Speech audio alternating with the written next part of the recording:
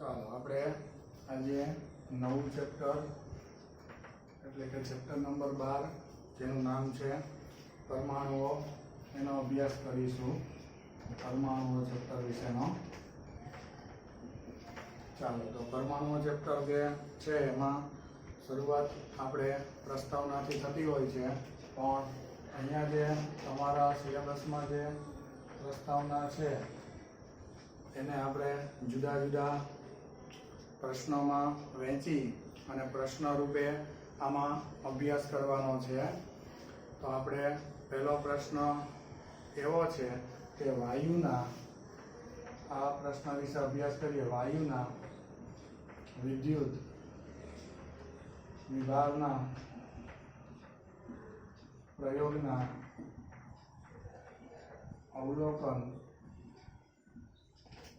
તથા થોમ્સનના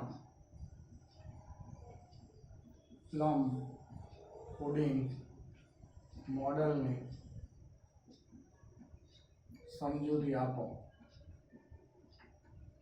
બરાબર. આપણો પહેલો પ્રશ્ન આ છે, વાયુના વિદ્યુત વિભાગના જે પ્રયોગ જે છે એ વિદ્યુત વિભાગના પ્રયોગનું અવલોકન.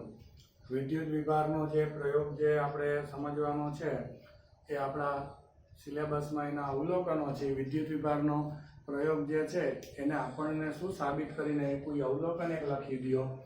એ અવલોકન પરથી જે આપણે માહિતી મળી એના ઉપરથી થોમ્સન નામના વૈજ્ઞાનિકે શું કર્યું એ અહીંયા આપણે સમજાવવાનું રહેશે. તો આપણે એ પ્રશ્નના જવાબમાં સૌથી પહેલાં થોમ્સનના મોડેલની આ જે સમજૂતી જે છે એની પહેલાં અવલોકન શું હતા, તો વાયુના જે વિદ્યુત વિભાગનો જે પ્રયોગ હતો એના ઉપરથી એક વાત સ્પષ્ટ થઈ ગઈ હતી કે પદાર્થની અંદર ઋણ વીજભારની હાજરી હોય છે. એટલે આપણે અવલોકન જે છે એ લખીએ તો આપણે એમ કહી શકાય કે વાયુના વિદ્યુત વિભાગના પ્રયોગ પરથી એમ કહી શકાય કે આ જે પ્રયોગ જે છે એના ઉપરથી તમે શું કહી શકો છો, આ જે પ્રયોગ છે એના ઉપરથી એમ કહી શકાય કે પદાર્થમાં ઋણ વિદ્યુત ભાર જે છે એ ઋણ વિદ્યુત ભારની, પદાર્થ જે હોય એમાં પદાર્થમાં ઋણ વિદ્યુત ભારની હાજરી હોય છે. હાજરી હોય એટલે કોઈ પણ પદાર્થ જે હોય એ પદાર્થમાં તમને ઋણ વિદ્યુત ભાર જોવા મળે છે. બરાબર. એ તમે શીખી ગયા. એટલે પદાર્થ જે હોય એ પદાર્થમાં જે ઋણ વિદ્યુત ભાર હોય એ સાબિત થઈ ગયું હતું.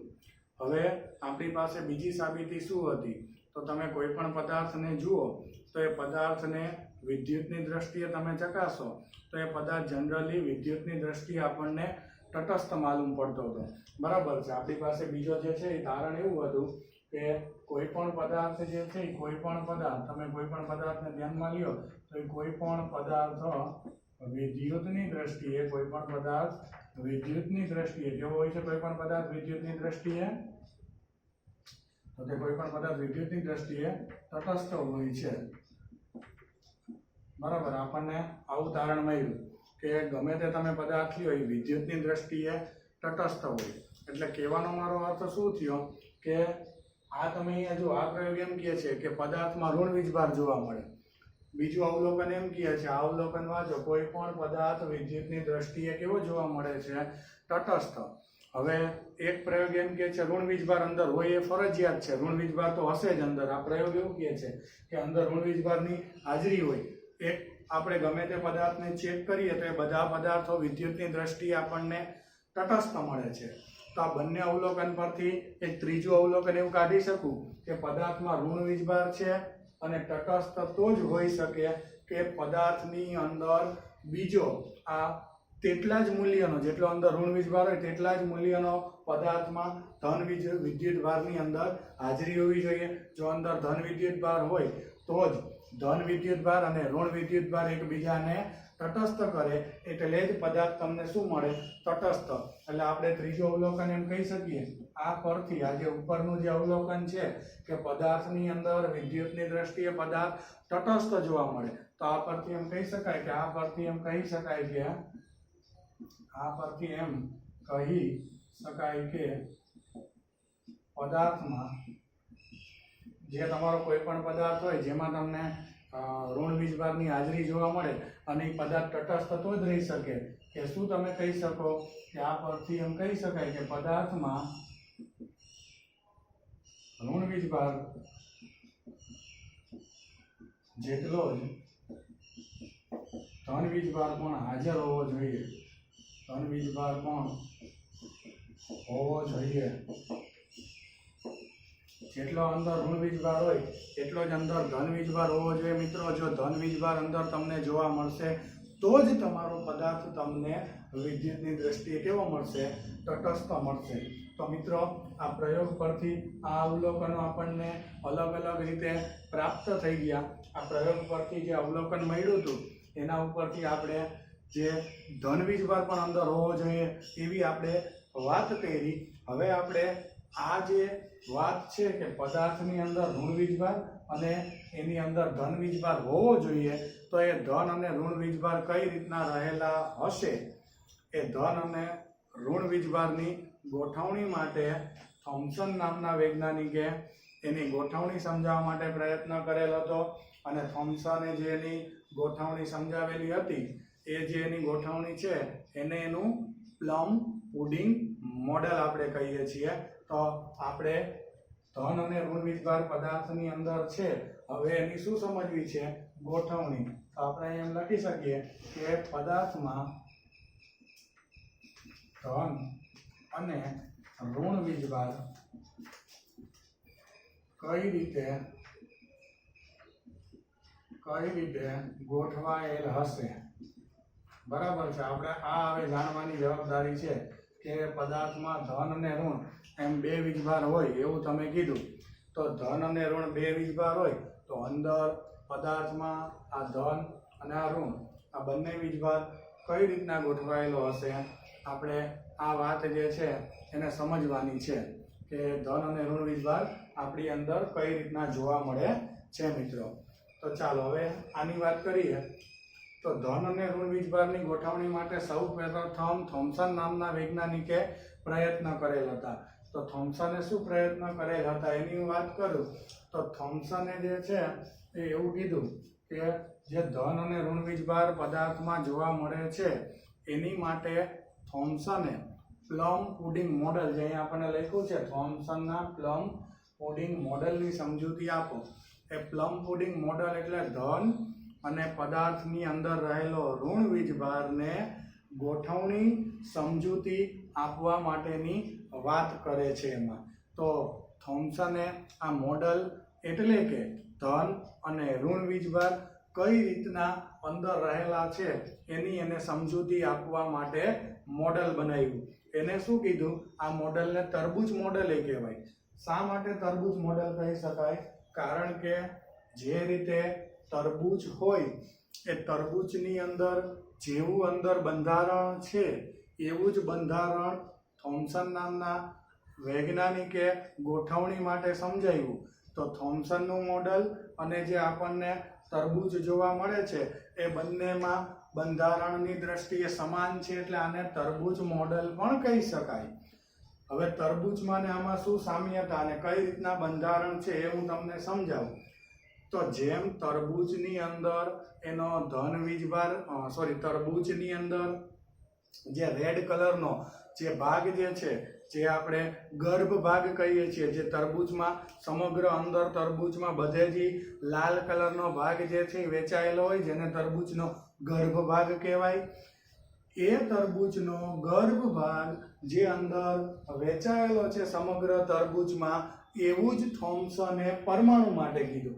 થોમ્સને શું કીધું કે પદાર્થની અંદર જે પરમાણુ હોય, કારણ કે પદાર્થમાં ધન અને ઋણ વીજભાર સમાન રીતના વેચાયેલા હોય એટલે પદાર્થ પરમાણુનો બનેલો હોય, એ પરમાણુમાં જે ધન વીજભાર આવેલો હોય એ થોમ્સનના મતે જેમ તરબૂચમાં લાલ કલરનો ગર્ભ ભાગ બધે વેચાયેલો છે એવી જ રીતના એ ધન વીજભાર આખા તરબૂચમાં જેમ વેચાયેલો છે એમ પરમાણુમાં બધે વેચાયેલો છે।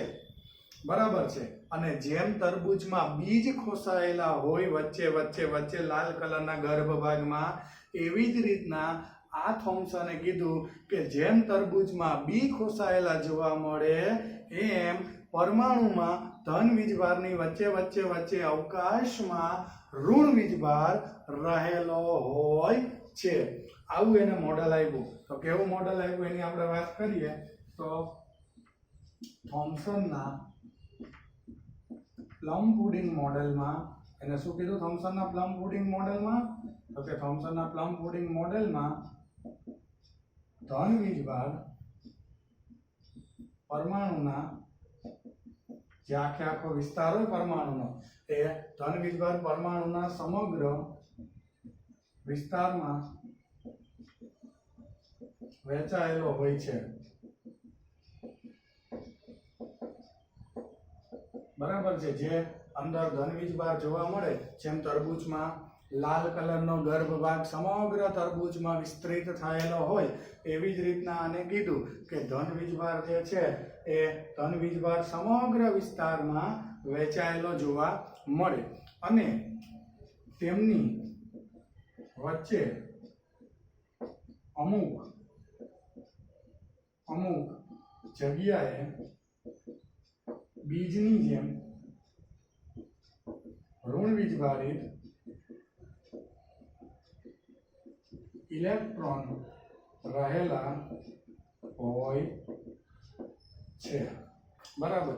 તેમની વચ્ચે એટલે કે જેમ તરબૂચમાં કાળા કલરના બ્લેક કલરના બીજ જે છે એ બીજ બ્લેક કલરના બીજ જે અંદર ખોસાયેલા જોવા મળે છે, એવી જ રીતના તમને તેમની વચ્ચે અમુક જગ્યાએ બીજની જેમ ઋણ વિદ્યુતભારિત, જેને આપણે ઇલેક્ટ્રોન કહીએ છીએ, એ ઇલેક્ટ્રોન રહેલા હોય છે. આવું આપણને કોને સૂચન કર્યું? તો કે આ મોડલ થોમ્સનના પ્લમ પુડિંગ મોડેલમાં. બરાબર છે. એટલે આ જે મોડેલ આપણે બે મુદ્દામાં તમને સમજાવ્યું એ થોમ્સને રજૂ કરેલું કયું મોડેલ છે? પ્લમ પુડિંગ મોડેલ છે. બરાબર છે. પરંતુ આપણે જે મોડેલ લઈએ છીએ એટલે પરમાણુનું બંધારણ લઈએ છીએ એ આના કરતાં કંઈક અલગ લઈએ છીએ. એનો મતલબ એ થયો કે આ જે મોડેલ જે છે એ આ મોડેલ પરમાણુ જે છે એનું ચોક્કસ બંધારણ સમજાવવામાં નિષ્ફળ ગયું છે. બરાબર. એટલે આ મોડેલથી તમે પરમાણુનું બંધારણ જે છે એ સમજાવવામાં આ મોડેલ 100% જે છે એ સફળતા પ્રાપ્ત કરી શક્યું નથી. એટલે આ મોડેલ આપણને જે નિષ્ફળ ગયું છે એના પછી જે મોડેલ આવે છે ને આના નિષ્ફળનું કારણ શું, બરાબર છે, એની આપણે વાત કરવાની છે. તો આ મોડેલને જે આપણે ધન અને ઋણ વીજભારની ગોઠવણી સમજાવવા માટે જે થોમ્સને સૌથી પહેલા મોડેલ આપ્યું એ થોમ્સનનું પ્લમ પુડિંગ મોડેલ કહેવાય ને એમાં ધન વીજભાર પરમાણુના સમગ્ર વિસ્તારમાં વહેંચાયેલો જોવા મળે છે. એટલે આખા વિસ્તારમાં જે છે જેમ તરબૂચમાં લાલ કલરનો ગર્ભ ભાગ હોય એવી રીતના ધન વીજભાર વહેંચાયેલો જોવા મળે છે અને તેમની વચ્ચે અમુક જગ્યાએ બીજની જેમ ઋણ વિદ્યુતભારિત ઇલેક્ટ્રોન રહેલા છે. એટલે એમની વચ્ચે વચ્ચે ઇલેક્ટ્રોન રહેલા છે. આવું એને મોડેલ આપણને રજૂ કરેલું છે. બરાબર છે. ત્યારબાદ આ મોડેલ બાદ આપણે આ મોડેલની મર્યાદાનો અભ્યાસ કરીએ કે આ મોડેલ શા માટે પરમાણુની ગોઠવણી સમજાવવામાં નિષ્ફળ ગયું છે. તો આપણો બીજો પ્રશ્ન એ છે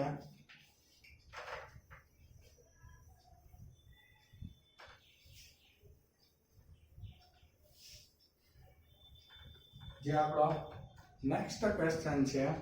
ક્વેશ્ચન આપણો આવો છે: થોમ્સનના પ્લમ પુડિંગ, જેને બીજા શબ્દોમાં કયું મોડેલ કહેવાય? તરબૂચ મોડેલ. મોડેલની મર્યાદા સમજાવો. એટલે કે આ મોડેલ શા માટે યોગ્ય મોડેલ નથી, શા માટે આ મોડેલનું બંધારણ સ્વીકારવામાં નહોતું આવ્યું, આ તમારે મને સમજાવવાનું છે. જેને કહેવાય થોમ્સનના પ્લમ પુડિંગ મોડેલની મર્યાદા સમજાવો. તો મિત્રો, સ્થિત વિદ્યુત શાસ્ત્ર એટલે આપણે ધોરણ 12નો શરૂઆતનો જે ચેપ્ટર નંબર 1 અને જે 2 છે, જેમાં વિદ્યુતભાર સ્થાયી અવસ્થામાં હોય અને એના ગુણધર્મનો અભ્યાસ કરવામાં આવે, એ બ્રાન્ચને આપણે કહેવાય સ્થિત વિદ્યુત શાસ્ત્ર. મિત્રો, સ્થિત વિદ્યુત શાસ્ત્રમાં તમે શીખી ગયા હશો. સ્થિત વિદ્યુત શાસ્ત્ર બ્રાન્ચ જે છે, આ બ્રાન્ચમાં આપણે શું સમજેલા છીએ, તો એ સ્થિત વિદ્યુત શાસ્ત્રમાં આપણે જાણીએ છીએ કે એક ધન વીજભાર હોય, એક ઋણ વીજભાર હોય. એ ધન અને ઋણ વીજભાર વચ્ચે કુલમ્બના નિયમ પ્રમાણે બળ લાગે અને બે વિરુદ્ધ વીજભાર છે એટલે તેમની વચ્ચે કુલંબીય આકર્ષણ બળ લાગે એવું અહીંયા આપણે કહી શકીએ. તો હું પહેલો જ મુદ્દો અહીંયા એમ કહી શકું કે સ્થિત વિદ્યુત શાસ્ત્ર મુજબ ધન અને ઋણ વીજભાર, જે આપણને બે વીજભાર જોવા મળે છે, જે ધન અને ઋણ વીજભાર, એ ધન અને ઋણ વીજભાર વચ્ચે કુલંબીય આકર્ષણ બળ જોવા મળે છે. બરાબર છે. આ વિદ્યુત શાસ્ત્રના નિયમ મુજબ એમની વચ્ચે આપણને કંઈક આવું બળ લાગતું જોવા મળે. મિત્રો, હવે મને જરાક એ તમે સમજાવો, આને જે ગોઠવણી કરેલી હતી એ હું અહીંયા તમને ડ્રો કરીને સમજાવું. તો આની ગોઠવણી મુજબ અહીંયા સમગ્ર વિસ્તારમાં આ રીતના ધન વીજભાર સમગ્ર વિસ્તારમાં વિપરીત થયેલો હોવો જોઈએ થોમ્સનના મત મુજબ, અને વચ્ચે વચ્ચે આવી રીતના આમ ઋણ વીજભારિત ઇલેક્ટ્રોન હોવા જોઈએ. તો ધન અને ઋણ વીજભાર, તો ઋણ વીજભાર એટલે ઇલેક્ટ્રોન જે છે એ ઇલેક્ટ્રોન ઉપર આ બળની અસર થાય. કયું બળ? કુલમ્બના નિયમ પ્રમાણે જે બળ લાગે એ. તો કુલમ્બના નિયમ પ્રમાણે ઇલેક્ટ્રોન ઉપર સતત બળ લાગે તો એ અંદર કઈ રીતના ગોઠવાઈને સ્થાયી રીતે રહી શકે. બરાબર છે. એનો મતલબ એ થયો કે અંદરના ભાગમાં ઇલેક્ટ્રોન જે છે એ ઇલેક્ટ્રોન અંદર સ્થાયિત્વ એટલે કે અંદરના ભાગમાં ઇલેક્ટ્રોન ઉપર સતત બળ લાગે તો આ બંધારણ ઇલેક્ટ્રોનને કઈ રીતના ગોઠવી શકે. આ રીતે ઇલેક્ટ્રોન તો ગોઠવણી શક્ય નથી, એટલે કે એને જે ઇલેક્ટ્રોનને ગોઠવણી સમજાવવા માટે જે આપણને કીધેલું છે એ રીતે તમે ઇલેક્ટ્રોનને ગોઠવવા જાઓ તો એ તો સતત બળની અસર હેઠળ રહે, તો પછી એ સ્થિર ન રહી શકે. તો પછી આ મોડલ કઈ રીતના શક્ય છે? આ મોડલ આ રીતના જે છે એ ગોઠવણીની દ્રષ્ટિએ યોગ્ય ન હોવાથી આ મોડલ નિષ્ફળ ગયું. એટલે આપણે એમ કહી શકીએ કે આ નિયમ પ્રમાણે બંને વચ્ચે બળ લાગે સતત. તો અહીં પ્લમ પુડિંગ મોડલમાં જે આપણે આજે જે શીખાય પ્લમ પુડિંગ મોડલમાં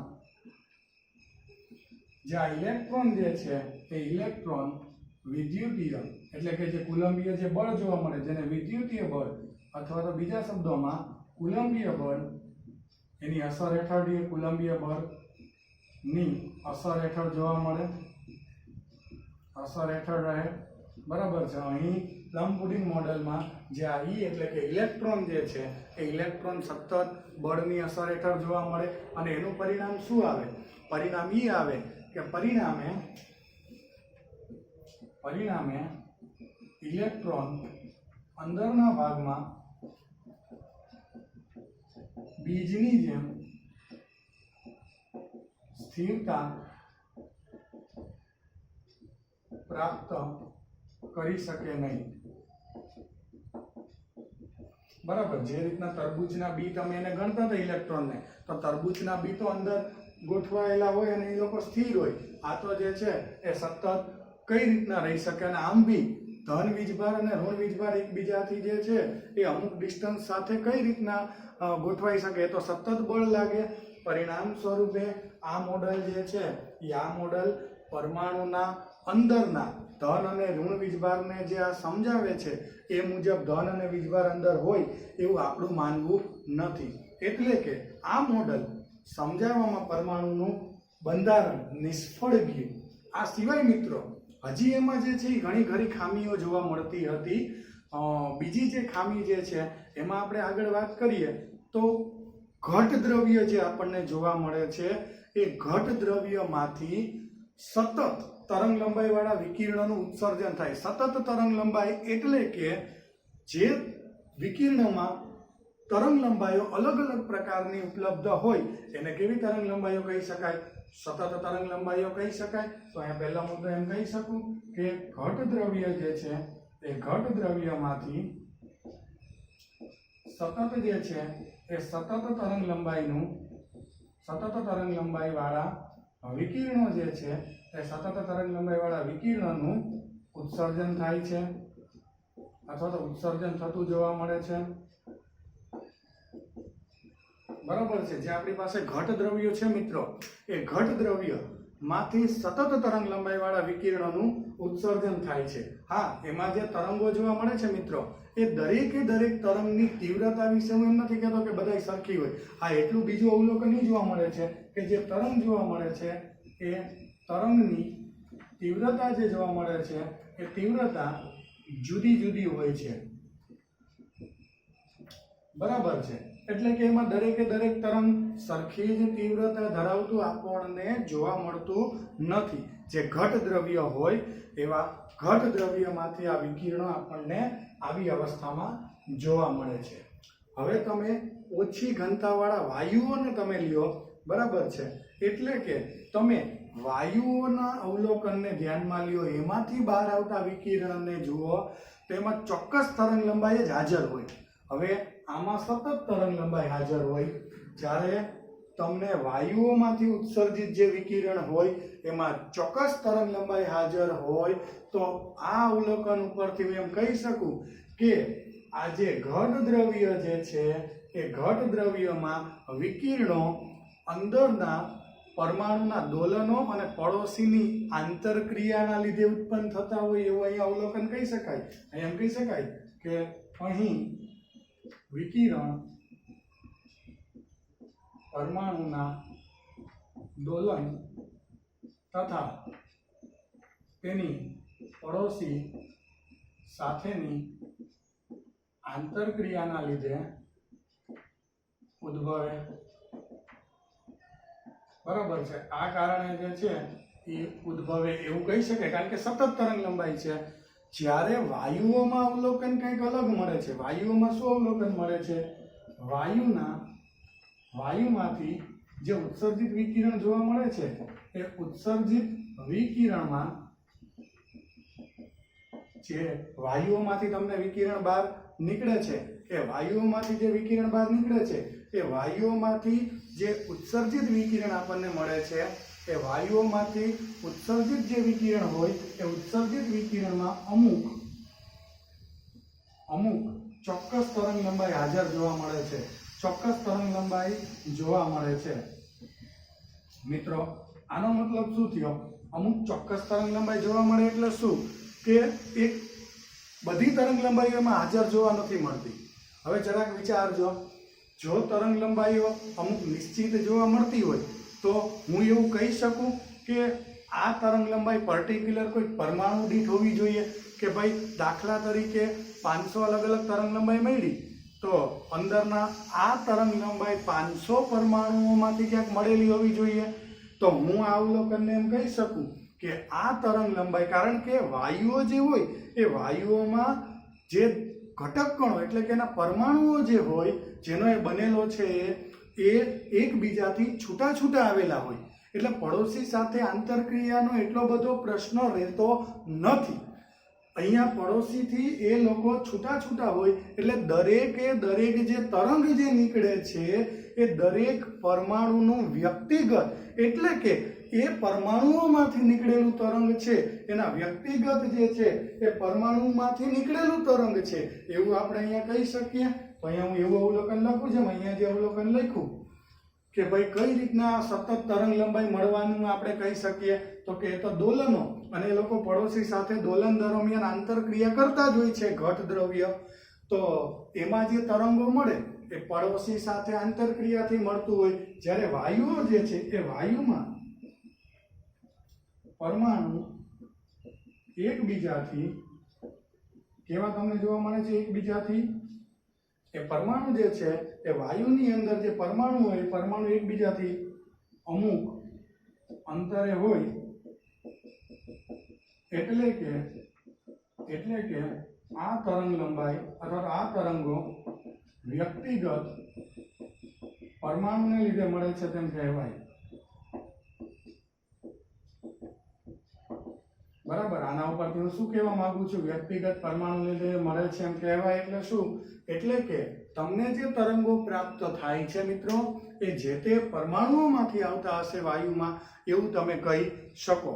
અને આ જે તરંગો તમને વાયુઓમાંથી બહાર આવતા જે જોવા મળે છે, એનો તમે વર્ણપટ લ્યો. વર્ણપટ વિશે આપણે હમણાં આગળ અભ્યાસ કરીએ, કઈ રીતના વર્ણપટ લઈ શકાય.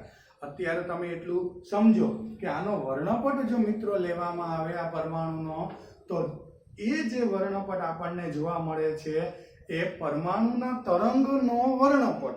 સમજાય તમને આખી લીંક? આ પરમાણુ તરંગો જે મળે વાયુના, એ જે તે પરમાણુમાંથી નીકળે છે એવું કહી શકાય. બરાબર છે. તો તરંગનો વર્ણપટ, એનો અભ્યાસ એ પરમાણુનું શું આપી શકે? લાક્ષણિકતા વિશેની માહિતી આપી શકે. કારણ કે તરંગો પરમાણુમાંથી આવેલા છે અને તમે એનો વર્ણપટ લીધેલો છે. એટલે પરમાણુ વાયુઓના જે બહાર આવતા ઉત્સર્જિત જે વિકિરણો જે છે, એ વિકિરણનો વર્ણપટ એ પરમાણુની શું આપી શકે છે મિત્રો? લાક્ષણિકતા વિશેની સમજૂતી આપી શકે છે.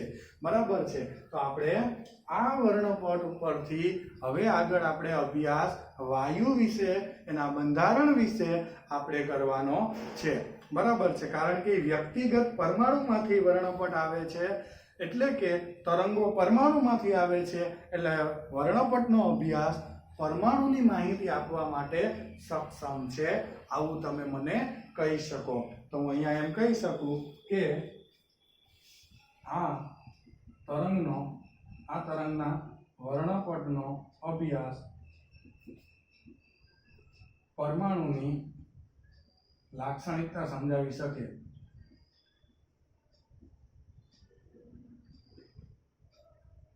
બરાબર છે. એનો જે અભ્યાસ જે છે, આ તરંગના વર્ણપટનો અભ્યાસ પરમાણુની તમને શું આપી શકે છે?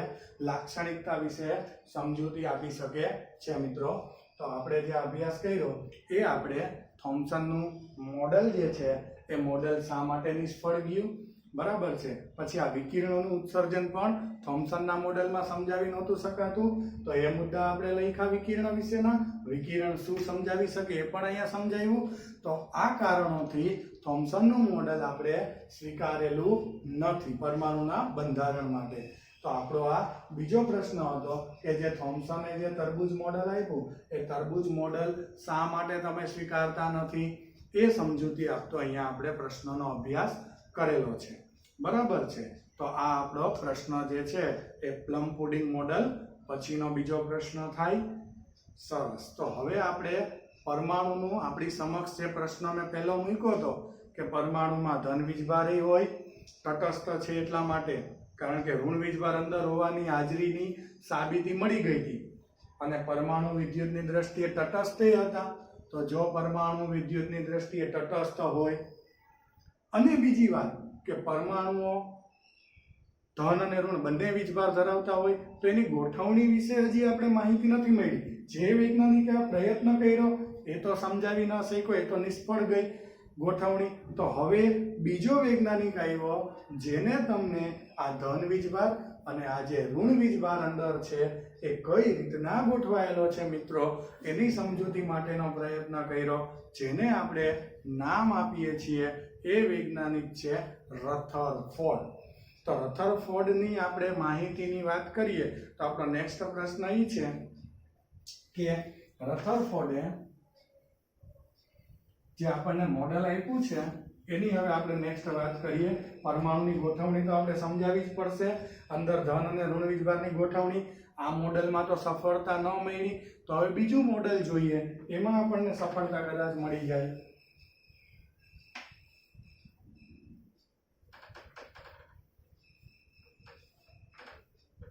ચાલો, તો આપણે હવે એ વાત કરીએ. રથરફોર્ડે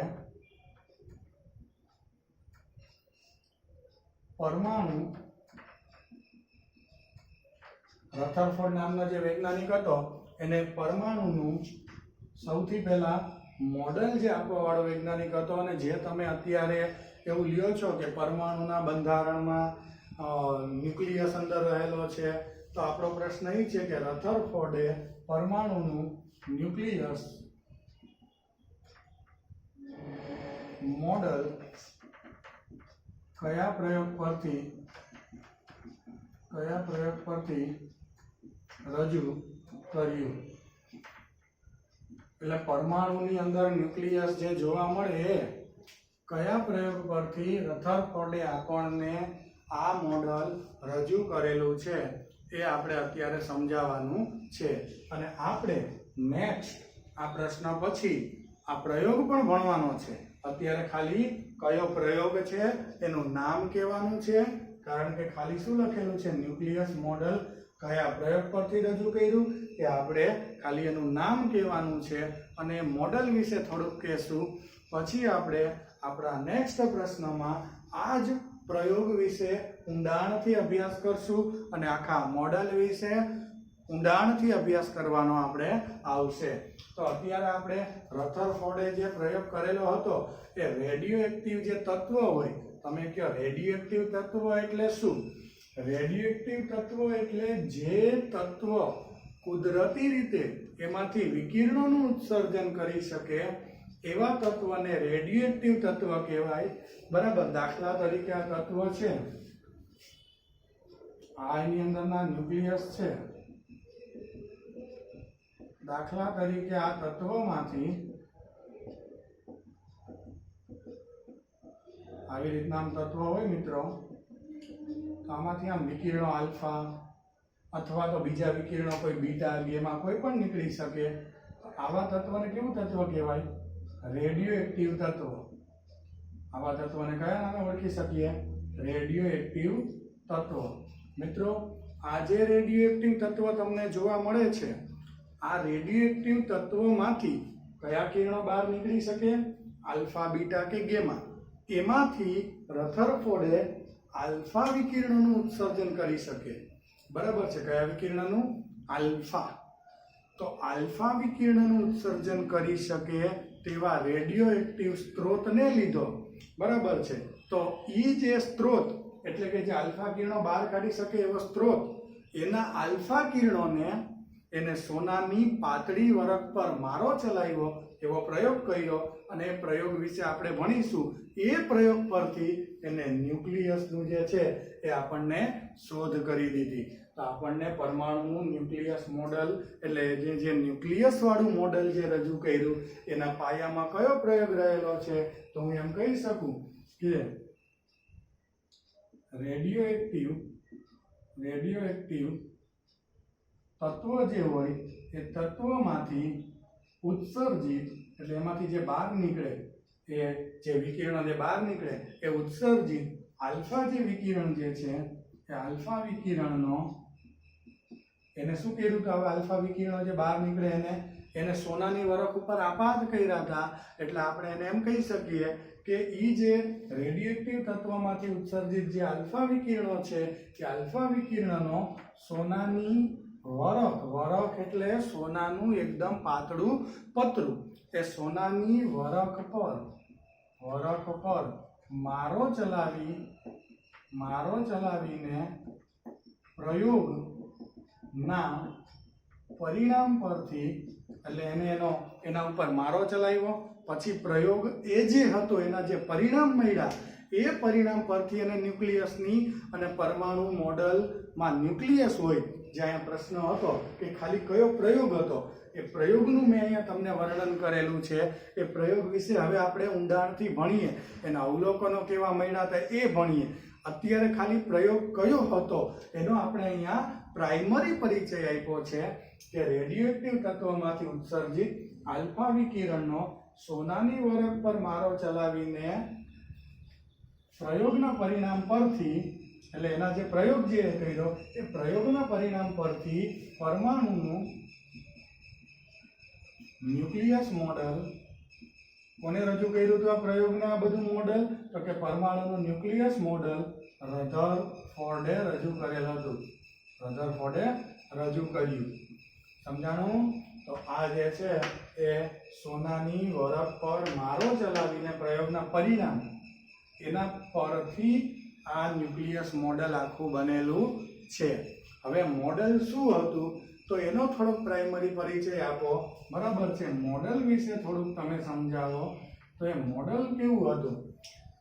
તો એ મોડેલ જેમ સૂર્યની આજુબાજુ બધા જ ગ્રહો પોતાની ચોક્કસ કક્ષામાં ભ્રમણ કરે છે, એવી જ રીતના આને જેમ સૂર્યમંડળમાં સૂર્ય કેન્દ્રમાં આજુબાજુ બધા ગ્રહો એની આજુબાજુ ભ્રમણ કરે છે, એવું જ આને રથરફોર્ડે પરમાણુનું મોડેલ આપ્યું.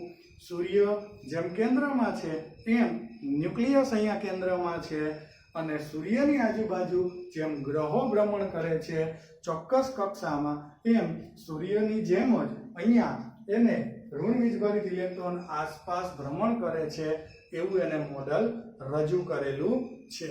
તો એના મોડેલ વિશે આપણે શું કહી શકીએ કે સૂર્યમંડળમાં જેમ સૂર્ય કેન્દ્રમાં છે અને જે ગ્રહ જે જોવા મળે અલગ અલગ, જે બુધ, શુક્ર, પૃથ્વી, મંગળ, ગુરુ, શનિ, યુરેનસ, નેપચ્યુન, પ્લુટો, એ ગ્રહ જે છે એ ક્યાં તમને જોવા મળે છે સૂર્યમાં? તો કે એની આજુબાજુ ચોક્કસ કક્ષામાં ભ્રમણ કરે. તમે અહીંયા જ લખ્યું સૂર્યમંડળમાં જેમ સૂર્ય કેન્દ્રમાં છે અને તેની આસપાસ ચોક્કસ કક્ષામાં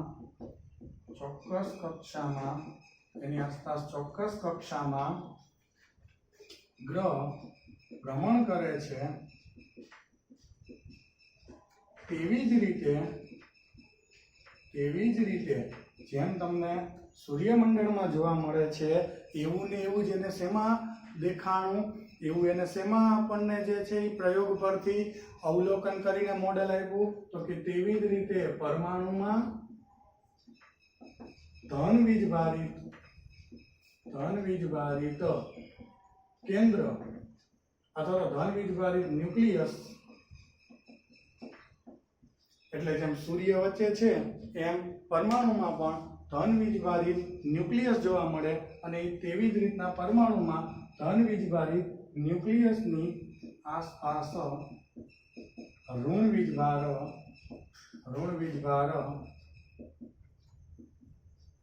ભ્રમણ કરે છે, તેવું મોડલ રથરફોર્ડે રજૂ કર્યું.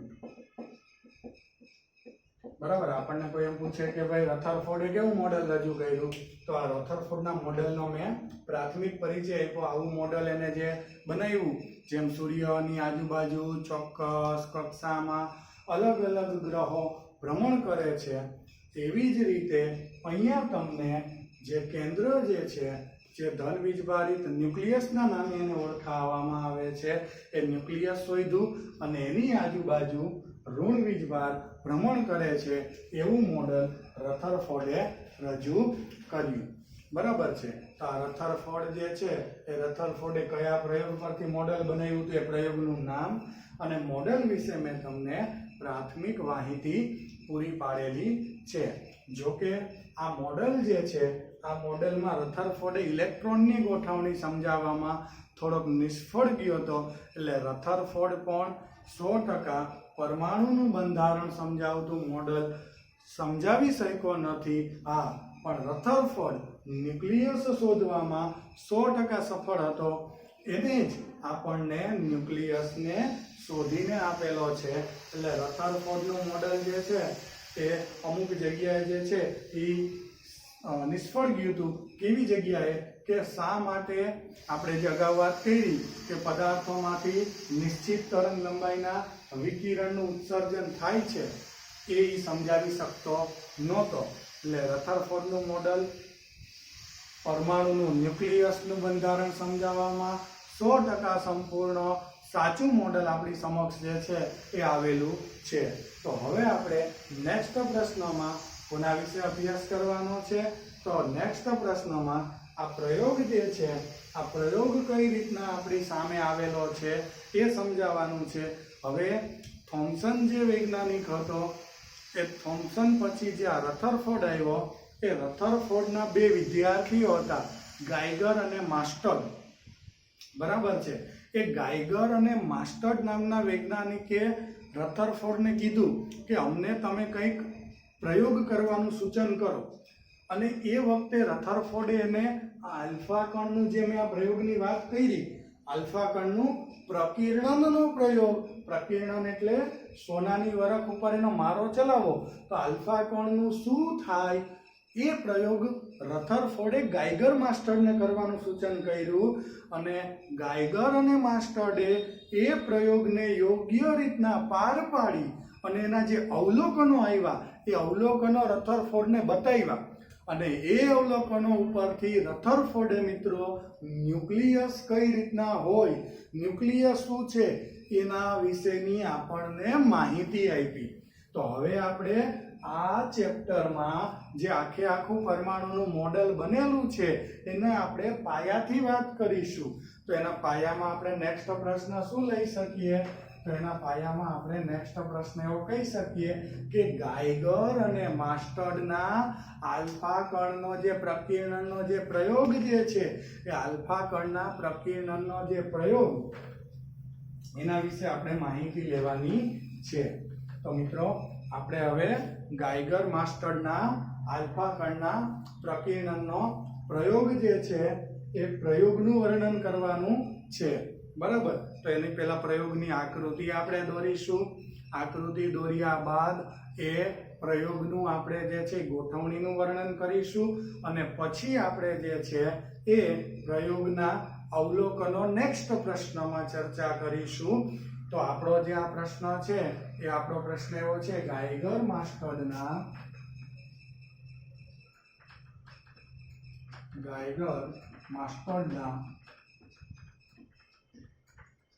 આલ્ફા કણના પ્રકીર્ણનના પ્રયોગનું વર્ણન કરો. બરાબર છે. ગાયગર અને માસ્ટર્ડના આલ્ફા કણના જે આ પ્રકીર્ણનની જે વાત જે છે કે આલ્ફા કણનો આ પ્રકીર્ણનનો જે પ્રયોગ જે છે એની તમારે જે છે એ મારી સાથે ચર્ચા કરવાની છે મિત્રો. તો અહીંયા આપણે ગાયગર માસ્ટર્ડના આલ્ફા કણના પ્રકીર્ણન જે છે એ પ્રકીર્ણનના પ્રયોગની તમારી સાથે જે છે એ ચર્ચા કરીએ. તો સૌથી પહેલા આપણે જે છે એ શું દોરી લેશું? એની આકૃતિ દોરી લેશું. બરાબર છે. ચાલો એની આકૃતિ આપણે દોરીએ.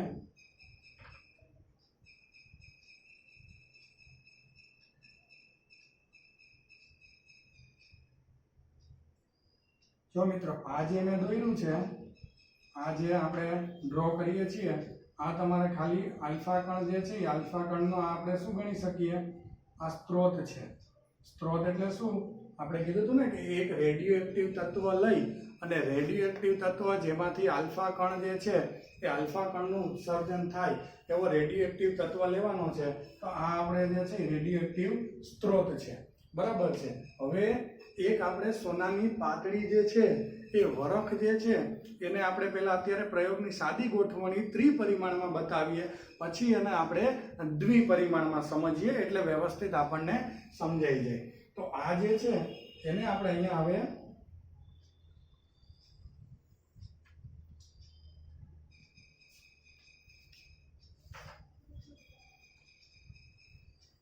જો આ આપણે ત્રિપરિમાણના પ્રયોગને જે છે અહીંયા અત્યારે આપણે ત્રિપરિમાણમાં પ્રયોગને અહીંયા રજૂ કરી રહ્યા છીએ. પછી એને તમે કેટલા પરિમાણમાં રજૂ કરી દેજો, પછી તમે એને દ્વિપરિમાણમાં રજૂ કરી શકશો.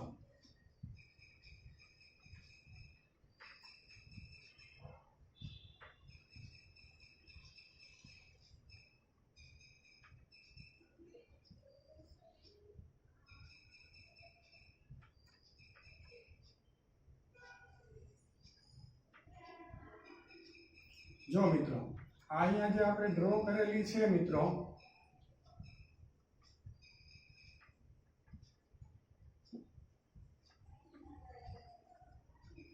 ઓકે, અહીંયા જે આપણે તમને રજૂ કરવા માંગીએ છીએ એ અહીંયા આપણે સોનાની જે છે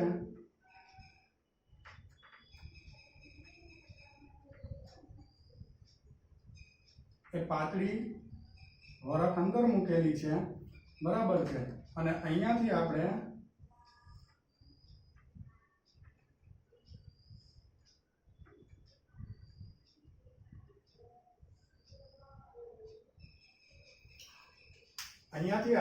આ જે અંદર ડ્રો કરેલી છે એની અંદર હવે આ ત્રિપરિમાણમાં આપણે જે સમજાવવા માંગીએ છીએ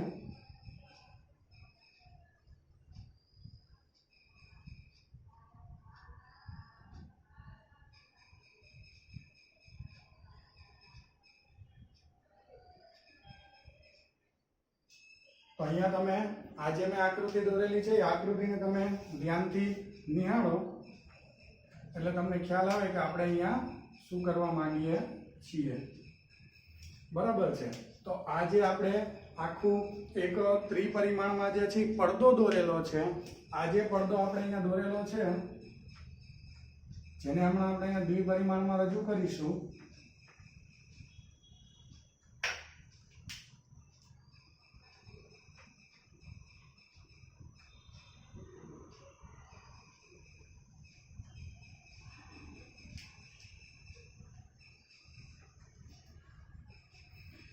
આ જે આલ્ફાનો સ્ત્રોત જે છે આ પડદાની વચ્ચોવચ અહીંયા જે છે એક આપણે સોનાનું જે પાતળું વરખ જે આપણે રાખવાનું કીધું હતું એ સોનાનું પાતળું વરખ જે છે અહીંયા રાખેલું હોય, જેમાંથી આપણે આલ્ફા કણો જે છે, દાખલા તરીકે આ આલ્ફા કણનો જે સ્ત્રોત જે છે, આલ્ફા કણનો આ જે સ્ત્રોત, આમાંથી આલ્ફા કણો ઉત્સર્જિત થઈ અને આ સોનાની વરખ ઉપર જે છે એ આપણે આપાત કરીએ છીએ, આને સુવર્ણ વરખ કહીશું આપણે। આ ત્રિપરિમાણમાં આકૃતિ છે, આ સુવર્ણ વરખ છે, આને આપણે કયા નામે ઓળખશું? આ પડદો છે। પછી પ્રકીર્ણન એટલે શું? આલ્ફા કણનું આ રેડિયો એક્ટિવ સ્ત્રોત છે। રેડિયો એક્ટિવ સ્ત્રોત એટલે મિત્રો આમાંથી રેડિયો એક્ટિવ વિકિરણનું શું થાય? ઉત્સર્જન, એટલે આને રેડિયો એક્ટિવ સ્ત્રોત કહેવાય।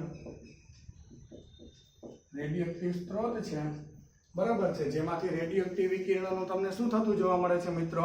ઉત્સર્જન થતું જોવા મળે છે।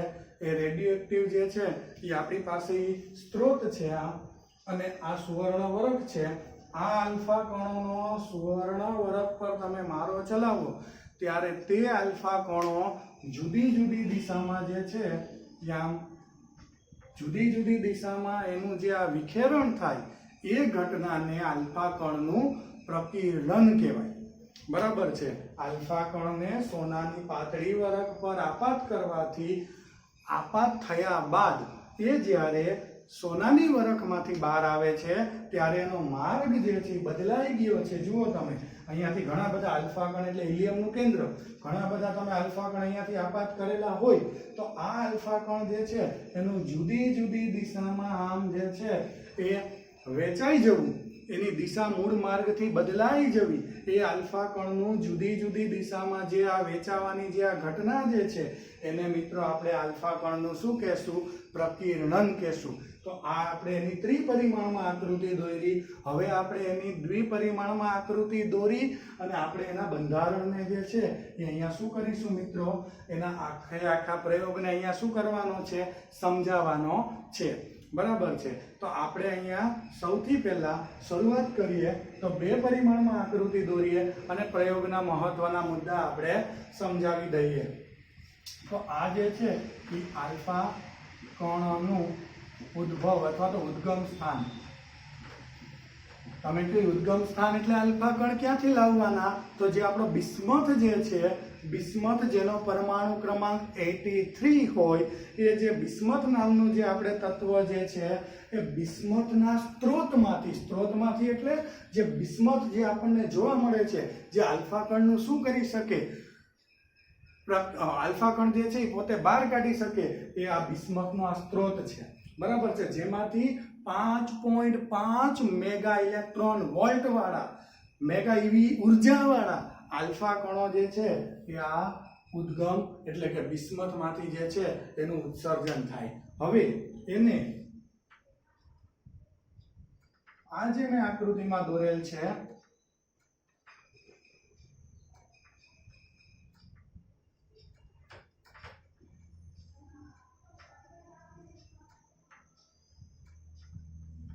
આ જે છે એ શીશાના બે બ્લોકની વચ્ચે થોડીક જગ્યા રાખેલી છે, આ શીશાના પહેલો બ્લોક આ બીજો બ્લોક, એની વચ્ચે જગ્યા રાખેલી છે. આ કરવાનું કારણ શું? આ કરવાથી શું બેનિફિટ મળે? તો કે આ કરવાનું કારણ એ છે કે આલ્ફા કણો જે ઉત્સર્જિત થાય એ જે સ્ત્રોત જે છે, સ્ત્રોતમાંથી બધી દિશામાં એનું ઉત્સર્જન થાય.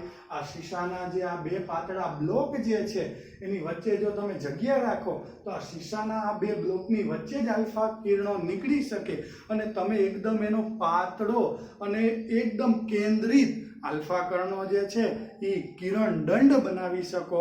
એટલે આલ્ફા કણનો પાતળો, આટલો પાતળો, જેટલી જગ્યા રાખો એટલો પાતળો તમે આલ્ફા કણનો જે છે એ કિરણ જે છે એ કિરણ દંડ બનાવી શકો, જેથી કરી અને તમે એને ચોક્કસ જગ્યાએ ચોક્કસ ધાતુ ઉપર, જેની ઉપર આપણે એને આપાત કરવો છે એની ઉપર તમે એને શું કરી શકો મિત્રો? આપાત કરી શકો. તો આ જે છે એ આપણે શું કહી શકીએ? આને આ છે શીશાના બ્લોક. આ શીશાના બ્લોક છે એની મદદથી એને કેન્દ્રિત કર્યો કહેવાય. કેન્દ્રિત એટલે ચોક્કસ દિશામાં આલ્ફા કણ જાય એવી આપણે વ્યવસ્થા કરી કહેવાય. આ આલ્ફા કણને આપણે એક પાતળી, આ જે છે એકદમ પાતળું જે સોનાની વરખ, એટલે સોનાનું એકદમ તમે ટીપીને જેટલું પાતળું પતરું બનાવી શકો એટલા પાતળું જે છે એ સોનાનું વરખ, એટલે પાતળા પતરા ઉપર એને શું કરવાનું છે? આલ્ફા કણને આપાત કરવાનું છે. આ જે સોનાનું જે વરખ જે છે એની જાડાઈ અત્યંત ઓછી, લગભગ 2.1 ગુણ્યા 10⁻⁷ મીટર. 10⁻⁷ એટલે એકદમ પાતળું પતરું તમારે એનું બનાવવાનું છે મિત્રો. તો આ જે છે એ શું છે? સોનાની વરખ છે. બરાબર, વરખ એટલે પાતળું પતરું. તો આપણે આટલા મુદ્દાને પહેલા રજૂ કરી શકીએ તો કે અહીં રેડિયો એક્ટિવ સ્ત્રોત, તમને જે અહીંયા આપણે જે મુદ્દાઓ જે બોલ્યા એ જ અહીંયા આપણે જે છે એ રજૂ કરવાના છે કે અહીં રેડિયો એક્ટિવ સ્ત્રોત, રેડિયો એક્ટિવ સ્ત્રોત જેનું નામ શું છે મિત્રો? બિસ્મથ. જેનો ક્રમાંક જે છે, ક્રમાંક એટલે તેમાં રહેલા પ્રોટોનની સંખ્યા 83 અને દળાંક 214 ન્યુક્લિયસમાં આવશે. એટલે અત્યારે ખાલીનું નામ યાદ રાખો. રેડિયો એક્ટિવ સ્ત્રોત બિસ્મથમાંથી શું થઈ રહ્યું છે? જો તો આમાંથી આ શું બહાર આવી રહ્યું છે? આલ્ફા કણ. બરાબર છે. રેડિયો એક્ટિવ સ્ત્રોત બિસ્મથમાંથી ઉત્સર્જિત આલ્ફા જે કણ જે છે, આ આલ્ફા કણ નું અથવા તો આ જે આલ્ફા કણ જે છે આલ્ફા કણને શીશાના બ્લોકની મદદથી આ શીશા જે છે ને બ્લોકની મદદથી શું કર્યું? તમે સાંકડો કિરણ દંડ બનાવ્યો, જેને શું કર્યું કહેવાય? શીશાના બ્લોકની મદદથી કેન્દ્રિત કરીને, શું કરીને? કેન્દ્રિત કરીને શું કર્યું તમે? એને શીશાના બ્લોકની મદદથી કેન્દ્રિત કરીને એને તમે સોનાની પાતળી વરખ પર આપાત કરેલ છે. બરાબર છે. જે સોનાની આપણે પાતળી વરખ જે છે એની ઉપર એને આપણે શું કરી દેશું? આ કિરણોને આપાત કરેલ છે. આ સોનાની વરખની જાડાઈ કેટલી હોય લગભગ? તો અહીંયા આપણે જે છે આ સોનાના વરખની જાડાઈ કહી દઈએ અને આલ્ફા કણની ગતિ ઉર્જા કહી દઈએ. જેમાંથી નીકળે છે તો કંઈક ઉર્જા સાથે જ નીકળતા હોય તો એમ કહી શકીએ કે અહીં આલ્ફા કણ જે છે આલ્ફા કણની ગતિ ઉર્જા 5.5 મેગા ઇલેક્ટ્રોન વોલ્ટ અને વરખ 2.1 ગુણ્યા 10⁻⁷ મીટર જાડાઈનું છે. બરાબર છે. એ કેટલી જાડાઈ ધરાવે? તો કે આટલી જાડાઈ ધરાવે છે. તો મિત્રો આ જે છે આટલું આપણે જે ચર્ચા કરી, ત્યાર પછી શું થાય? આ આલ્ફા કણ અહીંયા આપાત થઈ ગયા સોનાના વરખ ઉપર. પછી અહીંયા જે છે ને મિત્રો, અહીંયા આને કહેવાય ઝિંક સલ્ફાઇડનો. આ જે પડદો હતો આખો એવો અહીંયા આખો જે છે શું જોવા મળે તમને? ઝિંક સલ્ફાઇડ ZnS નો પડદો જોવા મળે. એ પડદાથી શું થાય તો કે એ પડદા ઉપર આપણે એક અહીંયા આ પડદા ઉપર જે છે આવી રીતના આ જે છે પડદા ઉપર એમીટર જેની સાથે જોડેલું એવું ડિટેક્ટર રાખેલું હોય. આ ડિટેક્ટરનું કામ શું અને આ પડદો જે છે એનું મહત્વ શું, આ પ્રયોગમાં આ બે ચર્ચા કરો એટલે આપણો આ પ્રશ્ન અહીંયા પૂરો થઈ જાય. તો અહીંયા હું આ જે ચર્ચા માટે એમ કહી શકું કે આ જે પડદો છે મિત્રો, અહીંયાથી જે આલ્ફા કણો જે અહીંયા સોનાની વરખ ઉપર આપાત થયા પછી એનું શું થાય મિત્રો, જુદી જુદી દિશામાં પ્રકીર્ણન થાય. પ્રકીર્ણન એટલે શું, આ એની મૂળ દિશા હતી હે મિત્રો, મૂળ દિશાથી એ અલગ અલગ દિશામાં જ્યારે જાય ત્યારે એને મૂળ દિશા સાથે જે ખૂણો બનાવ્યો હોય એને એનો પ્રકીર્ણન કોણ કહેવાય. અને આ દિશા બદલવાની જે આ ઘટના જે છે એ કોઈ પણ દિશામાં આમ જઈ શકે, એ આમ પણ જઈ શકે, એ આમ પણ જઈ શકે, આમ પણ જઈ શકે. અને આ આલ્ફા કોણ, આ રીતના તમારો આલ્ફા કોણ જુદી જુદી દિશામાં જે છે એ જાય. જુદી જુદી દિશામાં આલ્ફા કણ જે આપણને ગતિ કરતો જોવા મળે એને આલ્ફા કણનું શું કહેવાય, પ્રકીર્ણન. અને આ આલ્ફા કોણ જ્યારે આ પડદા ઉપર અથડાય ત્યારે એક પ્રકાશિત ટપકું થાય અને આ ડિટેક્ટરની મદદથી આ જગ્યાએ તમે ડિટેક્ટર રાખો તો અહીંયા પ્રકાશિત ટપકું થાય. તો અહીંયા કેટલા આલ્ફા કણ આપાત કર્યા, દાખલા તરીકે મેં 8000 આલ્ફા કણો અહીંયાથી આપાત કર્યા હતા. એ 8000 માંથી અહીંયા હું ડિટેક્ટર રાખું તો અહીંયા કેટલા મળ્યા, આ જગ્યાએ કેટલા મળ્યા, અલગ અલગ ખૂણે આલ્ફા કણો મળે. બરાબર છે. તો અલગ અલગ એટલે કે કેટલાના ખૂણે કેટલા આલ્ફા કણો મળે છે, આ ખૂણે કેટલા મળ્યા, અહીંયા કેટલા મળ્યા, એ તમે ડિટેક્ટરની મદદથી જે આ એમ્પિયર જે એમીટર જોડેલો છે એ એમીટર પ્રવાહનું માપન કરી અને તમને અલગ અલગ ખૂણે કેટલા આલ્ફા કણો મળે છે એની તમને એ માહિતી આપી શકે. બરાબર. એટલે આ ડિટેક્ટર અને આ ZNS નો આપણે શું રાખેલો છે, પડદો રાખેલો છે. તો આપણે આ આકૃતિની આવશ્યકતા હવે નથી. તો આ જે માહિતી જે છે આગળ એ મુદ્દામાં હું એમ કહી શકું, આ મુદ્દા બાદ અહીંયા કે આપણે અહીંયા આટલી વાત કરી, હવે એમ કહી શકીએ કે આ જે આલ્ફા કણ જે છે, આલ્ફા કણ સોનાની વરખ દ્વારા શું પામે, સોનાની વરખ દ્વારા જેનું પ્રકીર્ણન થાય એ પ્રકીર્ણન થઈને ક્યાં આપાત થાય, પ્રકીર્ણન થઈને એનું આમ જુદી જુદી દિશામાં જે છે આ પ્રકીર્ણન થાય. પ્રકીર્ણન થઈને ZNS ના પડદા પર આપાત થાય છે. બરાબર છે, આપાત થાય છે. અને ડિટેક્ટર સાથે એમીટર અથવા તો જે પ્રવાહ માપક સાધન પણ તમે લખી શકો, એમીટર જોડીને આ આલ્ફા કણની સંખ્યાનો અંદાજ મેળવી શકાય છે. બરાબર છે. તમે આલ્ફા કણ જે છે એ કેટલા મળશે, શું મળશે એની સંખ્યાનો તમે અહીંયા જે છે એ અંદાજ આ ડિટેક્ટરની મદદથી મેળવી શકો. તો આજે મેં મિત્રો તમને વાત કરી એ મેં તમને પ્રયોગની આ ગોઠવણ છે અને એ પ્રયોગના ગોઠવણના અહીંયા મુદ્દા કીધેલા છે.